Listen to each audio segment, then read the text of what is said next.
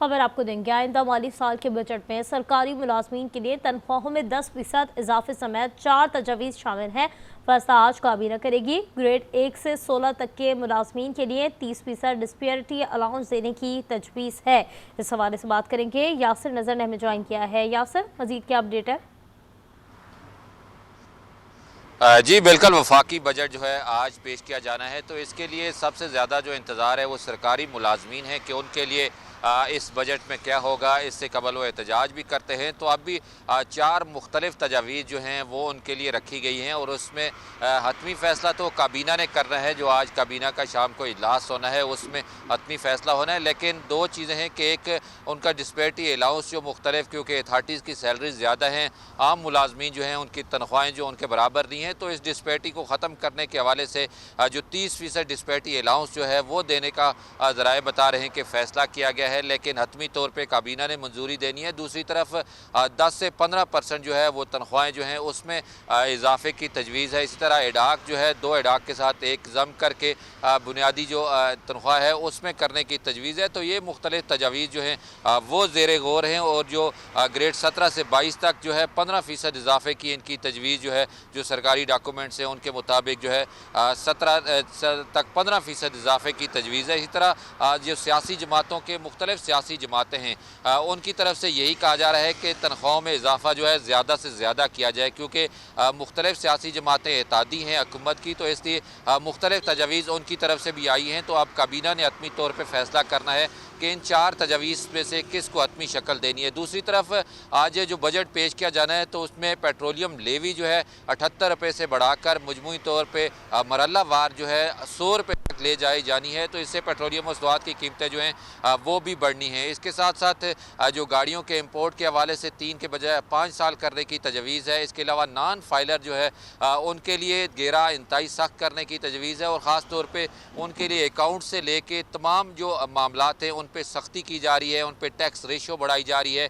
इसके साथ साथ गाड़ियों की खरीदो फरोख्त, जायदाद की खरीदो फरोख्त पे उनके लिए मज़ीद मुश्किलात जो है वो पैदा की जा रही हैं। इसके अलावा जो टैक्स कलेक्शन के लिए हदफ हैं उसको भी बढ़ाया जा रहा है और उसके साथ साथ जो नई स्कीमें हैं उस पर तकरीबन मजमूई तौर पर 1000 अरब रुपये का जो बजट है वो रखने की तजवीज़ है। कराची के लिए जो कुछ प्रोजेक्ट्स हैं और दीगर एरियाज़ के लिए जो शराय हैं उसके लिए भी फ़ंड जो है वो मुख्तस करने की तजवीज़ है। तो इस तरह आज बजट के लिए तमाम जो प्रोसेस है उसको हतमी शक्ल दे दी गई है। पेपर जो है वो प्रिंट हो चुके हैं। बजट डॉक्यूमेंट्स बाकायदा तौर पर वजारत ख़जाना पहुँचाए जाने का सिलसिला जो है वो जारी है और उसके बाद ये डॉक्यूमेंट्स जो हैं कौमी असम्बली जो सेनेट पे पहुँचाए जाएंगे, जिसके बाद ये पार्लियामेंटेरियन के हवाले किए जाएंगे। तो इस तरह आप बजट के हवाले से तमाम की तमाम तैयारियाँ जो हैं वो की जा चुकी हैं और सरकारी मुलाजमीन के लिए जो ख़ास तौर पर फैसला होना है वो आज होना है। बाकी बजट पेपर जो हैं उनको हतमी शक्ल देने के बाद बाकायदा उनकी प्रिंटिंग मुकम्मल करने के बाद मुतल्लिका इदारों को पहुँचाए भी जा चुके हैं। जी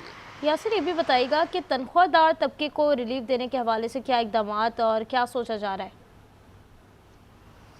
जी देखिए, सबसे बड़ा मसला तनख्वाहदार तबके का जो एक इजाफी टैक्स था, टैक्स की रेशो बढ़ाई गई थी। अब ज़राए ये भी बता रहे हैं कि उस टैक्स रेशो को कम किया जा रहा है। अगर टैक्स रेशो को कम किया जाता है तो उससे तनख्वाहदार तबके की तनख्वाह खुद ब खुद जो है वो बेहतर हो सकती है। लेकिन एक आम रूटीन ये है कि कोई बड़ी तनख्वाह में इजाफा जो है वज़ीर ख़जाना ख़ुद ये कह रहे हैं कि वो नई नौकरियों के हक़ में भी नहीं है कि नई जो है वो नौकरियाँ क्रिएट की जाएँ। कल भी इक़्तिसादी सर्वे में उन्होंने कहा है कि इस तरह जो हुकूमत की भी प्लानिंग है, जो बिज़नेस सेक्टर है, जो फ्री लांसर हैं या जो इस तरह का बिज़नेस कर रहे हैं, जो ज़र मुबादला का बायस बन रहे हैं, तो उनके लिए फैसिलिटेशन जो है मज़ीद बढ़ाई जाए, उनके लिए इक़दाम किए जाएँ।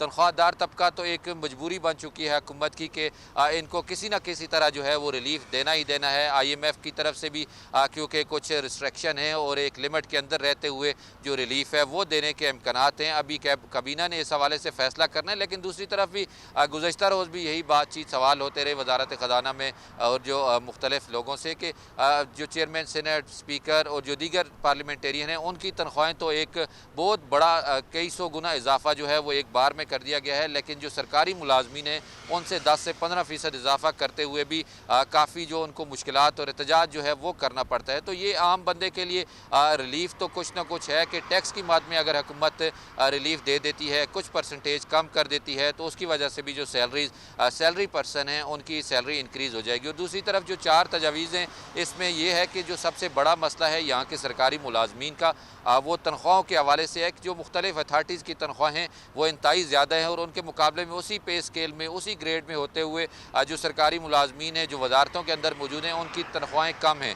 तो इस डिस्पैरिटी अलाउंस जो है हुकूमत देने के लिए 30% तजवीज़ जो है वो रखी गई है कि ताकि उनके दरमियान तनख्वाहों का जो फ़र्क है वो ख़त्म किया जा सके। इसके अलावा बजट में जो नए टैक्सेज़ हैं, अगर मज़ीद कुछ टैक्सेज़ आ जाते हैं या टैक्स का दायरा कार जो है, एक तरफ हुकूमत ये कह रही है कि टैक्स रेशो जो है वो ना बढ़ाई जाए, दायरा कार बढ़ाया जाए जिस तरह पंजाब हुकूमत कर रही है। तो वफाकी हुकूमत की भी यही कोशिश है कि टैक्स का दायरा कार जो है लार्ज मैन्युफैक्चर जो हैं, इसके साथ सनती जो सेक्टर है वो भी चलता रहे, लेकिन वो टैक्स भी देते रहें। उसके लिए मुख्तलिफ तजावीज़ हैं, कैपिटल गेन टैक्स है, प्रॉपर्टी पे जो ख़ास तौर पे जो कुछ टैक्सेज़ हैं, ये बताया जा रहा है कि उस टैक्सेज़ में जो है कमी करने का इम्कान है, लेकिन कुछ टैक्सेज़ में इजाफा भी किया जाना है। तो इसलिए जो प्रॉपर्टी सेक्टर है, कंस्ट्रक्शन सेक्टर है, उसमें फ़िलहाल जो मसाइल हैं वो मौजूद रहेंगे। कोई उनको बड़ा रिलीफ मिलने के फ़िलहाल इम्कानात तो नहीं है, लेकिन मौजूदा हुकूमत की यही एक प्रायोरिटी है कि जो प्रॉपर्टी सेक्टर के बजाय जो इंडस्ट्रियल सेक्टर है उसको ज़्यादा से ज़्यादा जो है वो मराद दी जाए ताकि रोज़गार के मौके पैदा होने के अंदर इंडस्ट्री चले और उसकी वजह से